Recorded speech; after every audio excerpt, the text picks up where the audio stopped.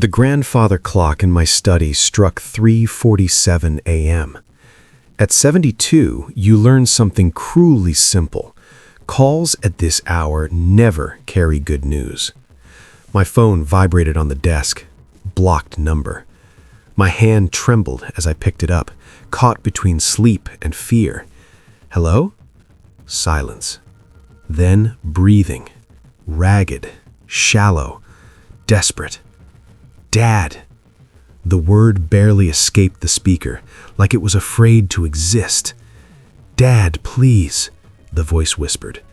I need you to open the door. I'm so cold. My blood turned to ice. I knew that voice better than my own. Thomas? I breathed, my throat closing. Thomas, is that you? Please, Dad, just open the door. The line went dead. I sat frozen in my leather chair, the phone still pressed against my ear, my heart pounding so hard it hurt. This wasn't possible. It couldn't be. My son had been dead for 4 years, 3 months, and 16 days. I knew because I counted every single one. Thomas had disappeared during a boating accident on Lake Superior. The Coast Guard said the currents were merciless. They found his jacket, his wallet, his shoes, but never his body. The lake had swallowed him whole. And now, he was calling me? I stood slowly, my joints protesting as I crossed the dark house. The hardwood floor burned cold beneath my bare feet. Each step felt unreal, like I was walking through fog. Grief does strange things to a man. I told myself this was a dream or madness, 4 years of regret finally cracking my mind. Then I heard it. A knock. Soft. Hesitant. Dad, the voice came again, muffled through the door. Please, I'm freezing. My hand hovered over the deadbolt. Every instinct screamed not to open it. But love is louder than fear. I unlocked the door with shaking hands and pulled it open. The porch light revealed a young man standing in the rain, soaked, shivering violently. Dark hair plastered to his forehead, clothes hanging loose on a body that looked like it hadn't eaten properly in weeks. It wasn't Thomas, but it was close enough to break me. The same sharp cheekbones, the same deep-set eyes, only younger. And when his eyes met mine, there was a desperation there that punched straight through my chest. I'm sorry, he said, voice breaking. I didn't know where else to go. They're looking for me. I'm scared, and you're the only family I have left. Who are you? I asked, my voice sounding distant, unreal. My name is Ethan, he swallowed hard, rain streaking down his face. Ethan Morrison, and I think I'm your grandson. The world tilted. Before I could speak, he added quietly, almost pleading, Tell me where you're watching from and what time it is there. I need to know I'm not alone. I stepped aside and let him in. What choice did I have? He collapsed onto the entryway floor, shaking so violently his teeth chattered. I wrapped him in blankets, made tea with hands that wouldn't stop trembling. A grandson? Thomas had never mentioned a child. But then again, there was so much Thomas never told me. As Ethan sat on the couch, clutching the warm mug like a lifeline, I finally said, You need to tell me everything, from the beginning. He took a shaky breath. I never knew about Thomas, not until 6 months ago. My mother, Rebecca Morrison, she died last year, cancer. Before she passed, she told me the truth. My chest tightened. She said my real father was Thomas Bennett, that he died before I was born. Thunder Bay, summer of 2000. The pieces shifted in my memory. Thomas calling me that summer, happier than I'd ever known him, free, alive. Why didn't she tell you sooner? I asked. Ethan's voice cracked. She wanted to, But the man I called Dad, he made her promise. He was controlling, cruel. The room fell silent, and deep in my bones I felt it. This night wasn't an accident. This was only the beginning. After he died, she still kept the secret. Ethan's voice was low now, heavier. Even after the man who raised me passed away 3 years ago, I think my mom was ashamed. Or maybe she was protecting me from something worse. He set the teacup down with shaking hands and reached into his jacket. "What is that?" I asked. He didn't answer. Instead, he pulled out a photograph, creased, water-damaged, but unmistakable. My breath caught. There was Thomas, younger, sunburned, standing on a dock with his arm wrapped around a blonde woman, both of them laughing. The lake behind them glittered in the summer light. But it wasn't the woman that broke me. It was Thomas's eyes. Joy. A kind of joy I hadn't seen in him in years.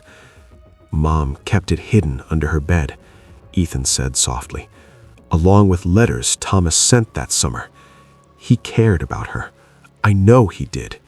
Then he just stopped. No calls, no letters, nothing. I knew why. That fall, Thomas met Vanessa. Beautiful, polished, dangerous. Vanessa from one of Toronto's old money families. She swept into his life like a storm, and everything else vanished, including, apparently, a woman named Rebecca in Thunder Bay. "You said someone's looking for you," I said, forcing myself to stay grounded. "Who?" Ethan went pale. "Vanessa," he whispered, "and her brother, Marcus." The name hit me like a punch to the gut.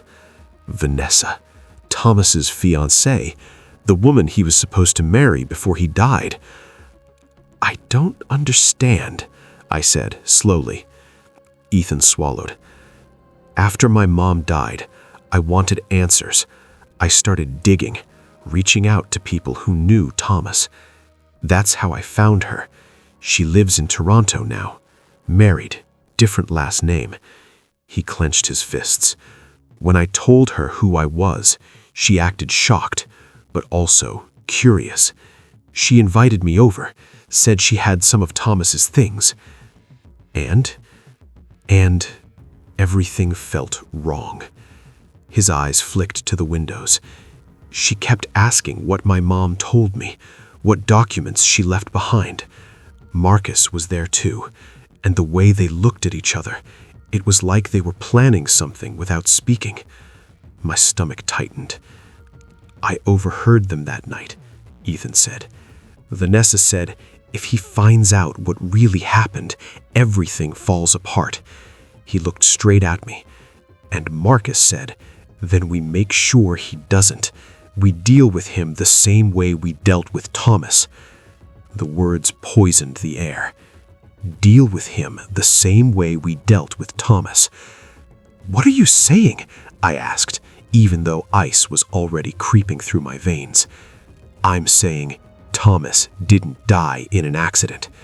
Ethan held my gaze. There was fear there, but also certainty. They killed him, and now they want to kill me. I wanted to laugh it off, to tell him he was traumatized, paranoid, but something in his eyes stopped me. Something deep in my gut whispered that he was telling the truth. I ran, climbed out a window, and didn't look back. I've been moving for 6 months, cash only, no records, but they keep finding me. He shuddered. Sometimes I see Marcus watching from across the street. Sometimes I get calls, blocked numbers. No one speaks, just breathing. They're hunting me. "Then why come here?" I asked quietly. "If they're following you, you've led them straight to me." "Because you're the only one who might believe me," he said, his voice breaking. "And because I have proof." He reached into his jacket again. This time, he pulled out a small USB drive. Mom had more than letters. She saved Thomas's voicemails, all of them. My heart pounded. In the last message, the one he left right before he disappeared, he said something strange. Ethan's hand trembled as he held the drive out to me. He said, "I found out something about Vanessa's family, something big. I can't marry her if this is true. I need time to think." Silence swallowed the room. That was the last message, Ethan said. 2 weeks later, he started dating her anyway, and Rebecca never heard from him again. I took the USB drive. It felt heavier than it should have. "You think whatever he discovered got him killed?" I asked. "I think he confronted them, and they couldn't let him walk away." Thunder rattled the windows as the rain intensified. "We need to call the police," I said finally. "With what? A 24-year-old voicemail from a dead man?" He shook his head. "The Hartfields have connections everywhere. If we make one wrong move..." The grandfather clock ticked loudly in the corner, and for the first time since Thomas died, I realized the danger never ended. It just waited. "Her father was a judge," Ethan said quietly. "Her uncle is a provincial court justice. They'll bury this, and they'll bury me with it." He wasn't wrong. I'd seen the Hartfords up close. After Thomas died, Vanessa took control of everything: the funeral, the estate, even his apartment. She packed his belongings herself. At the time, I was grateful. I was barely functioning, drowning in grief. She'd seemed efficient, kind even. But now, standing in my living room at nearly 3 a.m., I wondered what else she'd been packing away, and what she'd been destroying. "My son kept journals," I said slowly, a memory surfacing. "He was obsessive about it, since he was 15. Ethan leaned forward. "Vanessa said she didn't find any?" "She said there were none," I replied. "But Thomas never stopped writing, not ever." "Then where would he hide them?" "I don't know," I said, standing despite my protesting knees. "But I have an idea." I led Ethan upstairs to Thomas's old bedroom. I'd never changed it. His textbooks still lined the shelves. Hockey trophies sat untouched on the dresser. His old laptop rested on the desk, coated in dust like a relic. I gave Vanessa his newer laptop, the one from his apartment, but this is from his university years. I unplugged it and carried it downstairs. To my surprise, it powered on. The screen glowed, demanding a password. "Any ideas?" Ethan asked. I tried Thomas's birthday. Nothing. His middle name. Nothing. Then, on instinct, I typed Rebecca 2000. The screen unlocked. Ethan sucked in a sharp breath. So he never forgot her. Neither did I. The desktop was meticulously organized, folders labeled by year. I opened one marked Personal, 2004. There they were. Dozens of journal entries. My hands shook as I scrolled to August. The writing became frantic, timestamp after timestamp, sleepless nights. August 3rd, 2004, 11:47 p.m. I can't believe what I found. I was looking for Vanessa's birth certificate for the marriage paperwork. In her father's study, I found a locked file cabinet he forgot to secure. Inside, documents from a 1989 wrongful death lawsuit. Judge Hartford presided. A young woman died during a medical procedure. The family sued a pharmaceutical company and lost. But these files show Hartford received $500,000 from that company 3 months before the ruling. I felt sick. Bank transfers, coded messages, everything is here. Their money, their house, their entire life built on a bribe that let a company get away with killing someone. I kept reading. August 10th, 2004, 2:33 a.m. I'm going to do it. I've made copies of everything, hidden them. Tomorrow, I go to the authorities. Vanessa has cried, threatened, promised everything, but I can't live with this. I stopped reading. The room felt suffocating. Ethan's voice was barely audible. They knew he was going to expose them. Yes, I said slowly, and they couldn't allow that. The boating accident. Lake Superior. Cold. Dark. unforgiving. It wasn't an accident at all. Thomas didn't just die. He was silenced. And now, his truth had resurfaced. "That family deserved justice," I read aloud, my voice shaking, "and they were robbed instead." Ethan leaned closer as I reached the final journal entry. "Marcus has been following me. I see his car across the street. Vanessa says I'm paranoid, but I know what I see. If something happens to me, the truth is in the cabin on the north shore of Superior, the old fishing camp where I worked that summer, where I met Rebecca. I've hidden everything there, marked coordinates. 48.7128 degrees north, 88.4139 degrees west. Stone fireplace, third stone from the left, bottom row. Dad, if you're reading this, you'll know what to do." That was the last entry. 3 days later, Thomas went out on Lake Superior alone. His boat was found drifting, empty. The Coast Guard called it an accident. Vanessa had played the part of the devastated fiancé perfectly. I lowered the laptop slowly.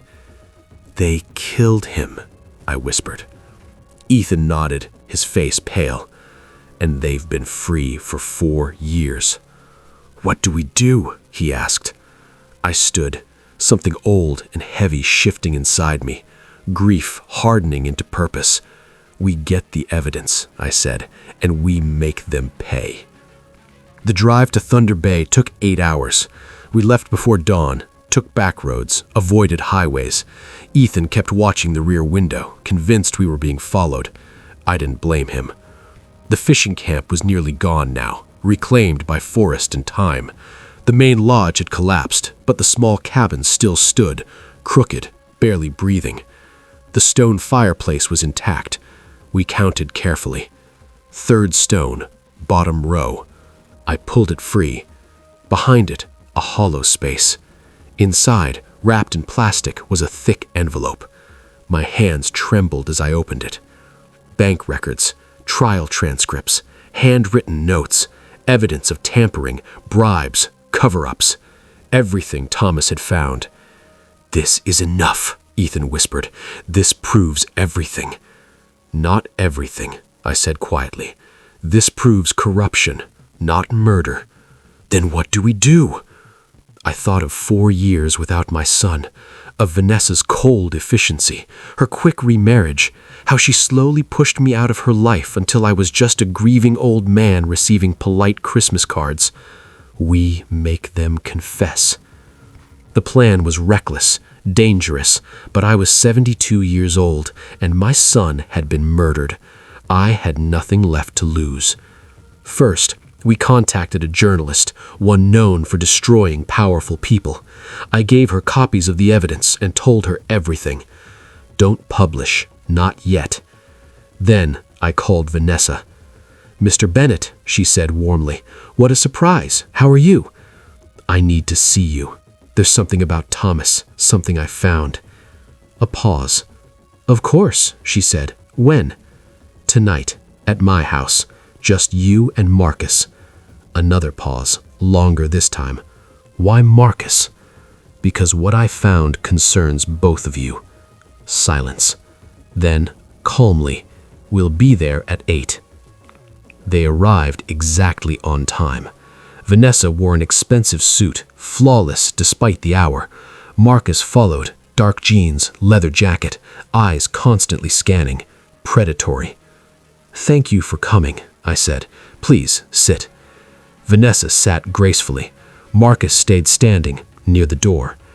"You said you found something," she prompted. "I found my grandson." The color drained from her face. Marcus's hand twitched toward his pocket. Ethan stepped out of the hallway. "Hello, Vanessa," he said quietly. "We need to talk about Thomas." Chaos erupted. Marcus lunged, but I stepped between them. For once, being old helped. He hesitated just long enough for Ethan to dive behind the desk. "Stop," Vanessa snapped.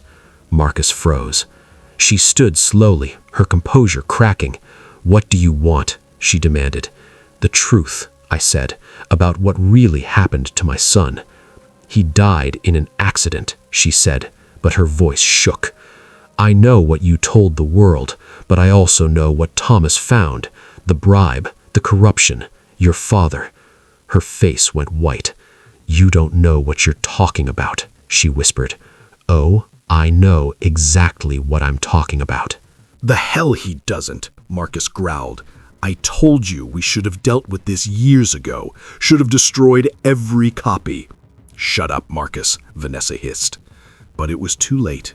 4 years of silence, 4 years of pretending, 4 years of living with murder. It all came spilling out.